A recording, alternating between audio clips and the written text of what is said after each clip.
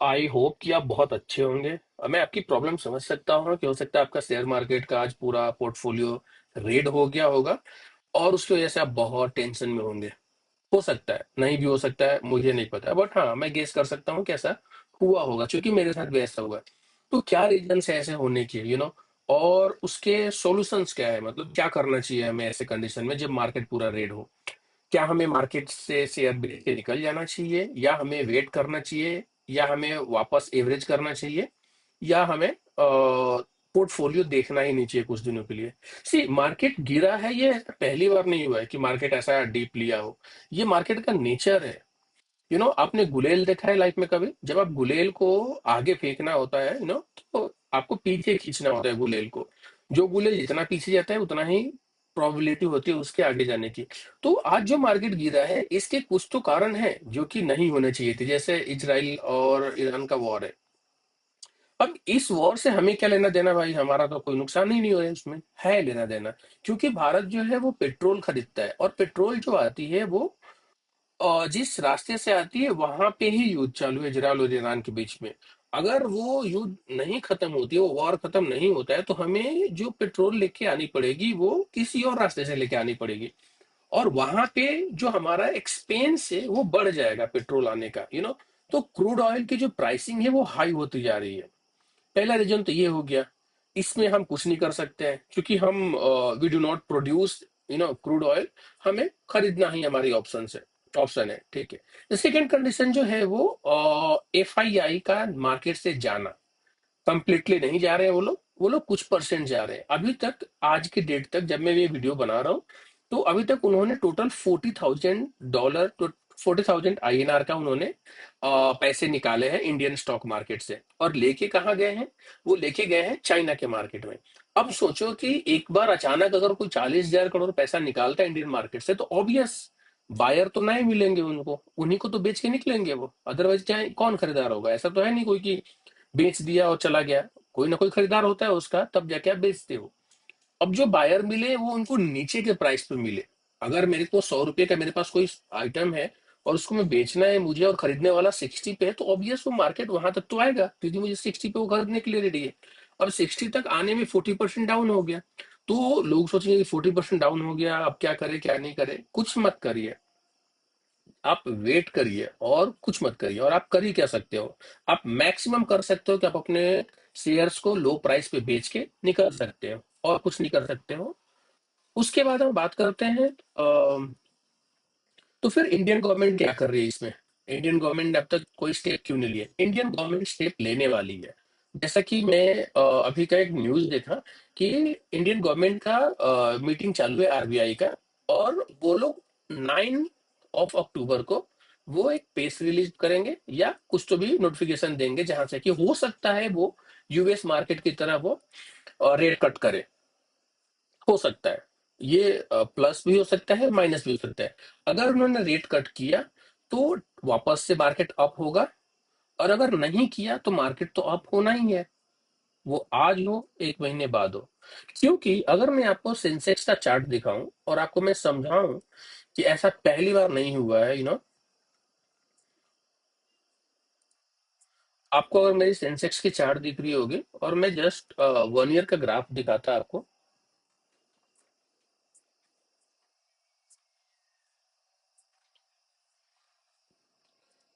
तो आप ये देखोगे ग्राफ में। Let me delete all the indicators, so remove all, no indicator and, ठीक है। एंड जस्ट में 5 ईयर्स के चार्ट देखते हैं अपन, ठीक है। हम्म, तो ये देखो, अब जब सेंसेक्स यहाँ पे था, यहाँ पे कितनी प्राइस पे थी? 41,000 पे थी। कब था वो 41,000 के? 2020 में। तो 41,000 से वो मार्केट कहाँ चला गया था?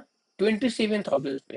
दैट मीन्स कि सेंसेक्स 13,000 पॉइंट गिरा था मार्च कोविड के टाइम पे, अगर आपको याद होगी। अगर आप सोचो, लेकिन उसके बाद क्या किया? वो बंद हो गया?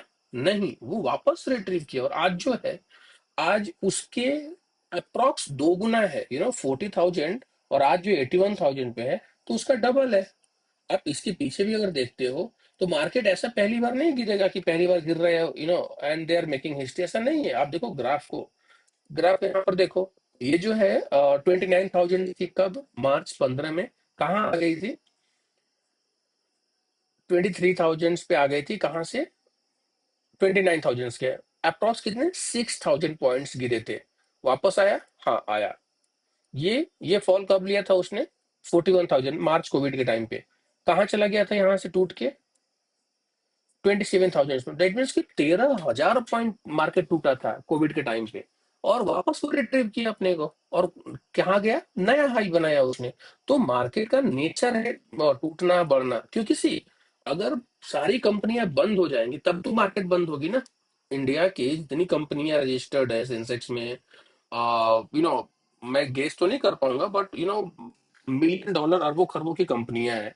वो कंपनियां जब बंद हो जाएंगी तब आप मान लो कि हाँ अब आपके पैसे चले गए, जो कि कभी नहीं होने वाली है।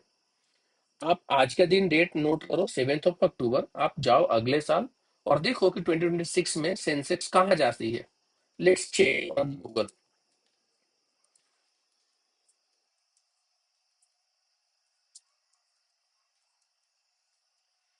ये देखो, ये प्रिडिक्शन है, कहाँ तक जाएगी, 1.25 लैक्स। अब बताओ कौन किसने किया है प्रिडिक्ट? Economics times. ये क्या छोटे मोटे हैं? नहीं, ये एक बहुत बड़े न्यूज रिपोर्ट, न्यूज कंपनी है जो भी है। अब बताओ कि अगर 1.25 लैक्स पे जाने वाली है, क्या हम आरबीआई, क्या हम सिर्फ एफआईआई के भरोसे बैठे हैं? बिल्कुल नहीं।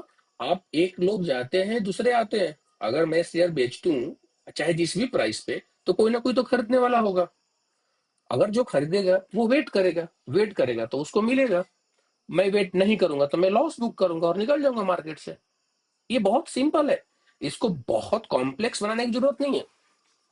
ये ऐसा कोई रॉकेट साइंस नहीं है कि यू नो एक बार आप फेल हो गए तो आप वो मिशन भी अचीव नहीं कर सकते और मिशन ही क्लोज कर दो। ये कंटिन्यूअस प्रोसेस है मार्केट का, और मार्केट का बिहेवियर है up and down, up and down.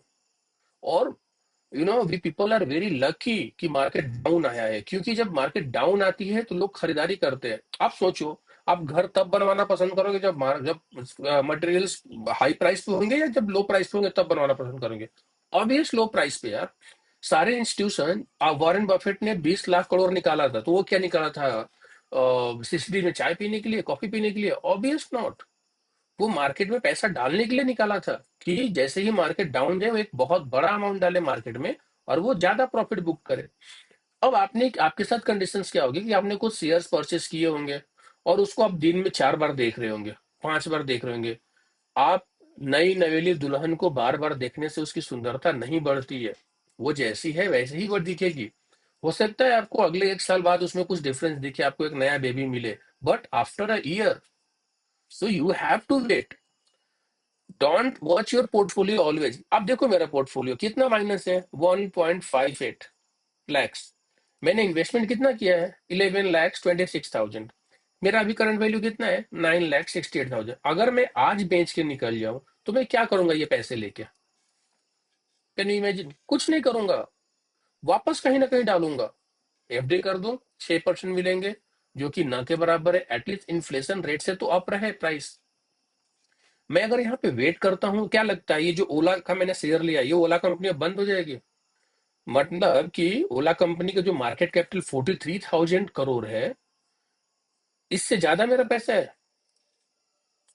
ये जो मेरा जो इन्वेस्टमेंट है इसमें अप्रोक्स 6 लैक्स का, क्या इस ओला कंपनी का 6 लैक्स का मार्केट कैप है? नहीं यार, इसका मार्केट कैपिटल है 43,000 करोड़ का। मैं इसका 1% भी नहीं हूँ। और मैं डरूं कि वो मेरे तो 1 लाख माइनस दिख रहे हैं, 2 लाख माइनस दिख रहे हैं। हाँ, आपको डरना चाहिए, अगर आपने सारा पैसा उठाकर डाल दिया तो आप डरो।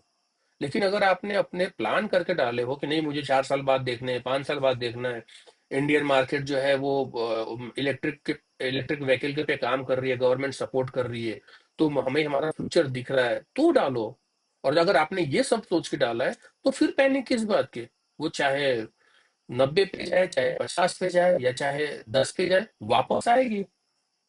वो वहां नहीं रुकने वाले, क्योंकि जो कंपनी है, ये इसके जो इन्वेस्टर्स हैं, इनके पास कुछ तो प्लान होगा ना।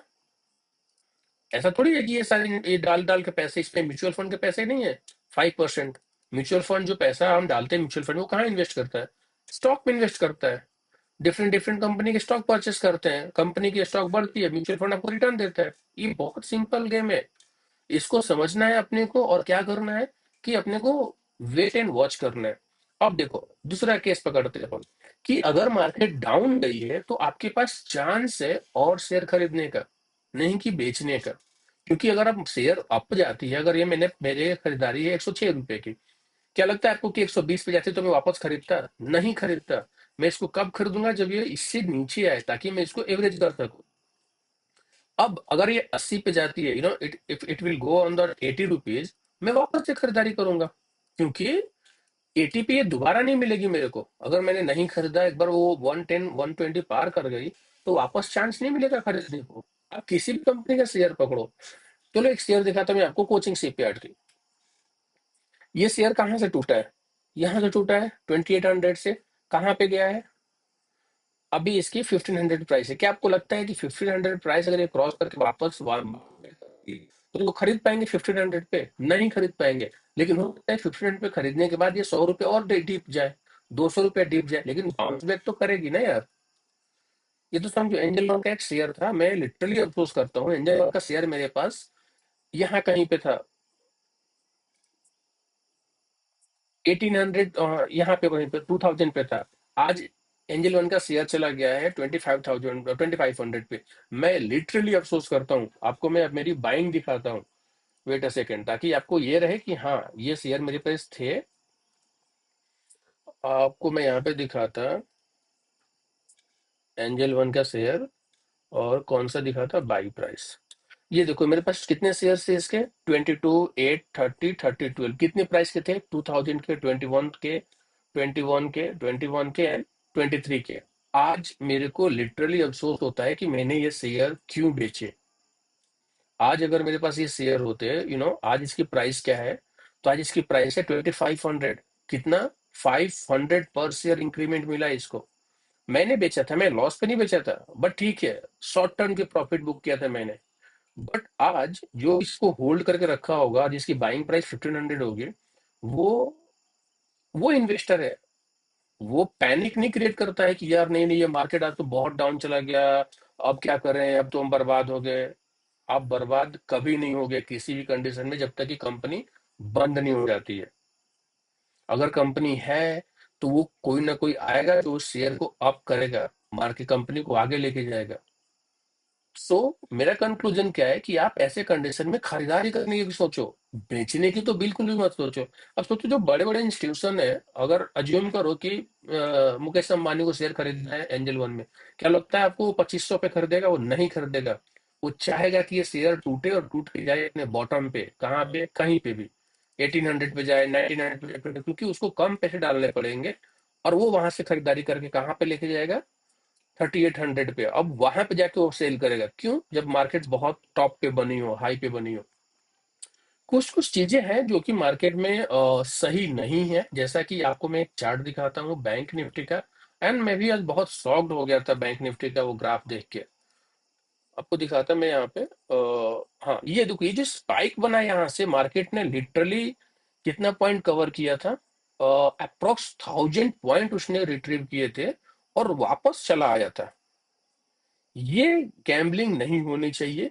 या तो आई डोंट नो कि यहाँ पे कौन से सेलर एक्टिव थे यहाँ पे, जिसने जो वेट कर रहे थे वहां तक आने का, या किस तरीके से वो वहां पे लेके आए और वहां से आते से उन्होंने सोल्ड आउट कर दिया। तो इन चीजों से बचो आप, और आप एफएनओ की बजाय इन्वेस्टमेंट पे जाओ। और इन्वेस्टमेंट पे जाने के बाद आप वेट करो, आप पेशेंस रखो कि मैं मेरे स्टॉक को कब चेक करूंगा, मंथली चेक करूंगा, वीकली चेक करूंगा। क्योंकि सिर्फ देखने से तो पैसे नहीं बढ़ते हैं। आप स्क्रीन को दिन भर देखो, रात भर देखो, 24 घंटा देखो, कुछ मत काम करो, स्क्रीन देखो, पैसे नहीं बढ़ेंगे। पैसे बढ़ते हैं मार्केट के मूवमेंट से, पैसे बढ़ते हैं कंपनी के फंडामेंटल चेंजेस से, कंपनी में इन्वेस्टमेंट से पैसे बढ़ते हैं। आपको मैं पेटीएम दिखा था, आपको याद होगा पेटीएम का एक स्टॉक था जो कि लिटरली कहाँ से टूटा था। अब देखो पेटीएम कहाँ से टूट के गया था, और इसके इन्वेस्टर कौन थे? इसके इन्वेस्टर थे वॉरेन बफेट। कहाँ से टूटा था ये पेटीएम? इसको मैं इसका चार्ट दिखाता आपको, जस्ट 1 ईयर का। ये देखो पेटीएम यहाँ से टूटा था 1700 से, वापस टूटा था जब 990 पे टूटा था, जब पिछली बार इस पे सैंक्शन लगे थे गवर्नमेंट की तरफ से। टूट के कहाँ गया था? 330 पे गया था, 330 पे जाने के बाद किसी ने एक्सपेक्ट भी नहीं किया था कि पेटीएम वापस बाउंस बैक करेगा। और लोगों ने क्या बोला था कि पेटीएम अब तो बर्बाद हो गया, ये हो गया। पेटीएम ने बाउंस बैक किया और उसने अपना लो जो 330 या 310 पे बनाया था, हाँ मैंने इस पे शॉर्ट टर्म प्रॉफिट बुक किया था 100-200 पॉइंट्स का। पर ठीक है, अब जो पेटीएम की प्राइसिंग है, वो पेटीएम की प्राइसिंग है 700 की। जो इन्वेस्टर अपने पेशेंस को होल्ड किए होंगे, जो पेशेंस को मेंटेन किए होंगे, उन पैसे कहीं नहीं गए, थोड़ा समय लगा। और इतने कम समय में कौन सी बैंक है जो आपको 10% 20% का रिटर्न दे देंगी? कोई बैंक नहीं है। बैंक्स आपको मैक्सिमम 6 to 8% का रिटर्न देंगे एफडी में, और कुछ नहीं है। So you have to wait, you know and then see your portfolio and don't panic, market up हो down हो किधर भी है। So yeah, so we'll discuss in the new video. I think ये आपको clear होगा। And happy